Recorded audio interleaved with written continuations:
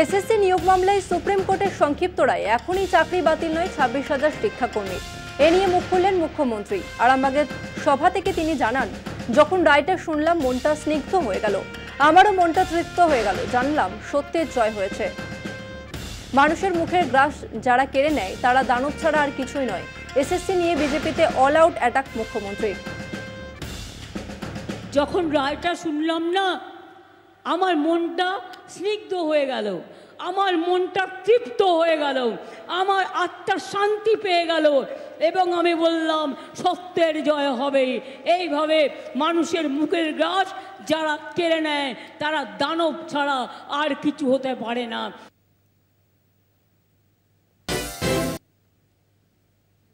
ফের প্রকাশ্য সভা থেকে প্রধানমন্ত্রীকে নিশানা মুখ্যমন্ত্রী মমতা বন্দ্যোপাধ্যায়। 3বারের জন্য বিজেপি ক্ষমতায় এলে আর নির্বাচন হবে না।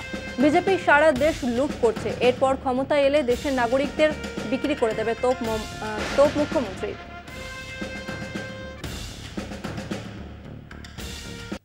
পাবে না, আর তুমি বাবু উড়ে উড়ে বেড়াবে আর মিথ্যে কথা বলবে, আর তোমার বড় বড় ভাষণ আমরা শুনে তোমাকে বারবার করে ভোট দেবো, আর তুমি দেশ থেকে সবাইকে মেরে তাড়িয়ে দেবে।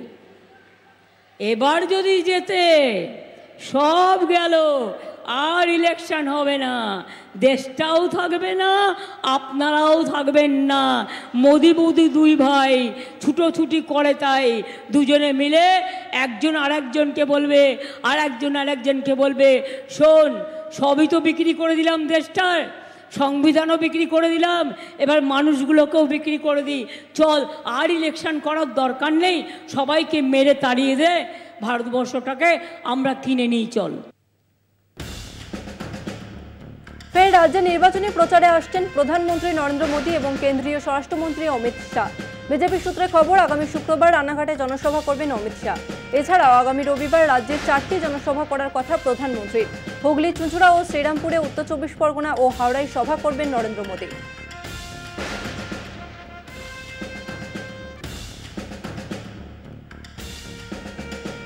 ভোট কর্মীদের আটকে রাখাকে কেন্দ্র করে রণক্ষেত্র মালদার হবিবপুরের মঙ্গলপুর এলাকা।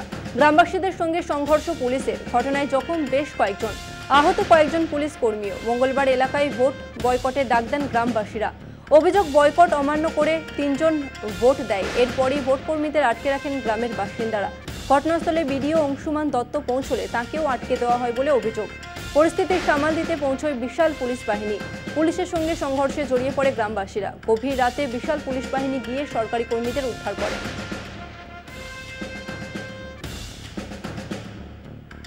প্রকাশ্য সভা থেকে হুঁশিয়ারি সন্দেশখালীর বিজেপি নেতার।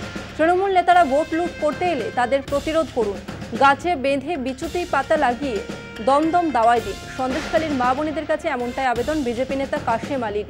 বিজেপি নেতার মন্তব্য ঘিরে শুরু হয়েছে রাজনৈতিক চর্চা। যদিও বিজেপি নেতার এই মন্তব্যকে গুরুত্ব দিতে নারাজ তৃণমূল।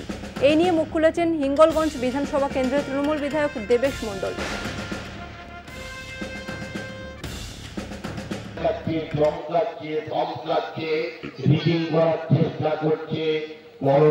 আমার মা বোনদের কাছে বিলম্ব চিত্রে নিবেদন করে যাব, মা আপনাদের শেষ অস্ত্র হচ্ছে ছাতা, জুতো নিয়ে রেডি থাকবেন, ভূতের সামনে যাবেন, ভূত যদি দখল করতে আসে ওদের ছেটিয়ে বিদায় করবেন।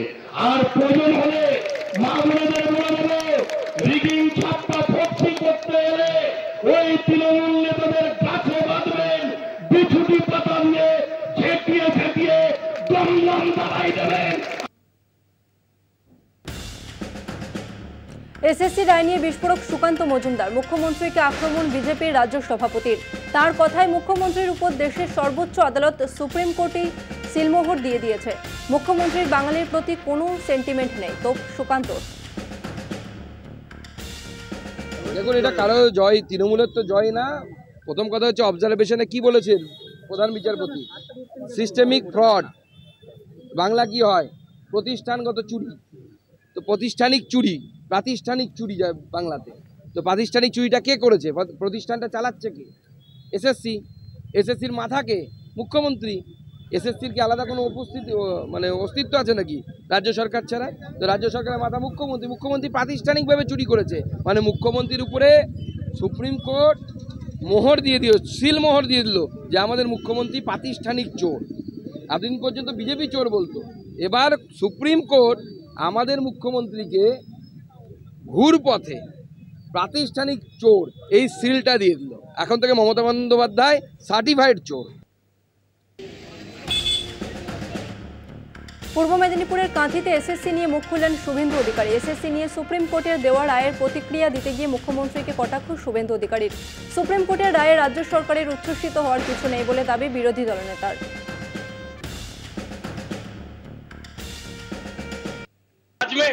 তার 242 নম্বর প্যারাতে উল্লেখ আছে পশ্চিমবঙ্গ সরকারের স্কুল সার্ভিস কমিশন যোগ্যদের তালিকা না দেওয়ায়, ওএমআর এর মার্কশিট পুড়িয়ে দেওয়ায় আমরা বাছাই করতে পারলাম না, তাই প্যানেল বাতিল হলো।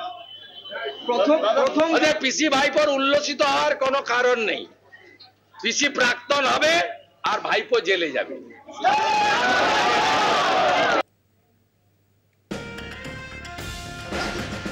লোকসভা নির্বাচনের আগে ঝাড়গ্রামে নয়াগ্রামে বিজেপিতে ধস। ঝাড়গ্রাম লোকসভা তৃণমূল প্রার্থী কালীপদ সরেনের সমর্থনে মিছিলে বিজেপি ছেড়ে তৃণমূলে যোগ দিলেন শতাধিক বিজেপি কর্মী।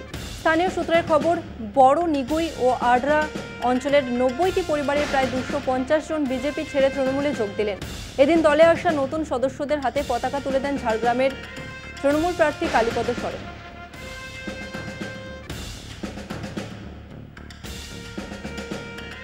কৃষ্ণনগরে বাম প্রার্থীর সমর্থনে মোহাম্মদ সেলিমের রোড শো। নিজের কেন্দ্রের প্রচারের পাশাপাশি বুধবার কৃষ্ণনগরের সিপিআইএম প্রার্থী এসএম সাদির সমর্থনে রোড শো করলেন সেলিম। প্রচারে সেলিমের সঙ্গ দেন অভিনেত্রী উষসী চক্রবর্তী। কৃষ্ণনগর কদমতলা ঘাট থেকে হুডখোলা গাড়িতে চেপে শুরু হয় রোড শো। রোড শোতে বাইকে চেপে যোগ দেন বাম কংগ্রেস কর্মী সমর্থকেরা। শহরের রাস্তা ঘুরে ফের কদমতলা ঘাটে গিয়ে শেষ হয় রোড শো। 12ই মে জগদ্দলে জিলাপি মাঠে প্রধানমন্ত্রীর সভা। সভার আগে প্রধানমন্ত্রীর নিরাপত্তা নিয়ে চিন্তিত বিজেপি প্রার্থী অর্জুন সিং। মোদির সভার আগে মাঠে খুঁড়ে ফেলা নিয়ে উদ্বিগ্ন অর্জুন সিং।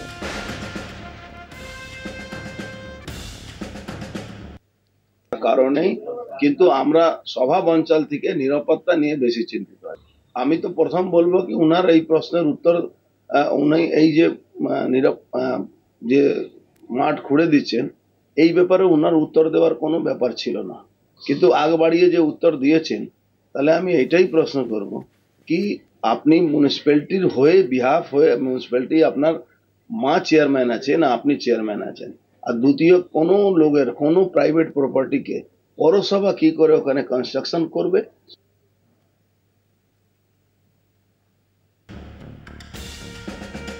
প্রধানমন্ত্রী নরেন্দ্র মোদীর পাশাপাশি কংগ্রেসকে আক্রমণ উত্তরপ্রদেশের মুখ্যমন্ত্রী যোগী আদিত্যনাথেরও।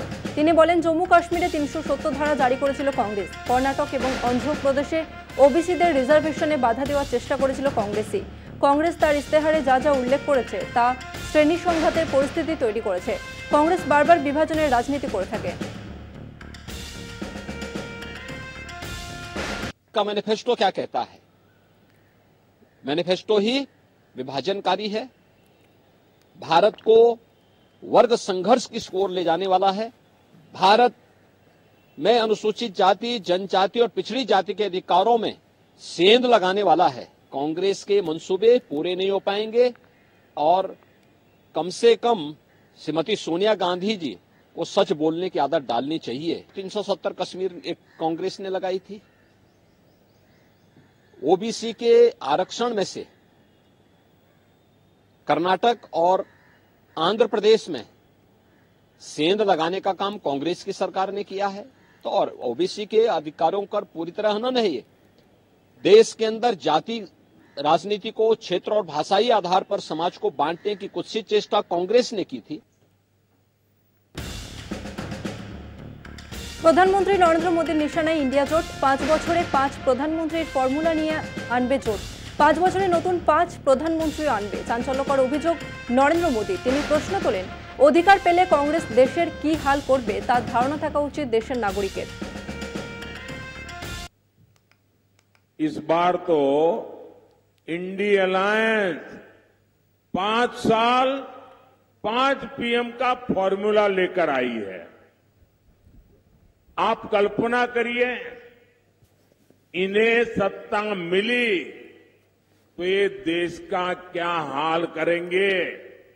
हर वर्ष एक नया पीएम, दूसरे साल दूसरा पीएम, तीसरे साल तीसरा पीएम, ये देश का भला कर सकते हैं क्या?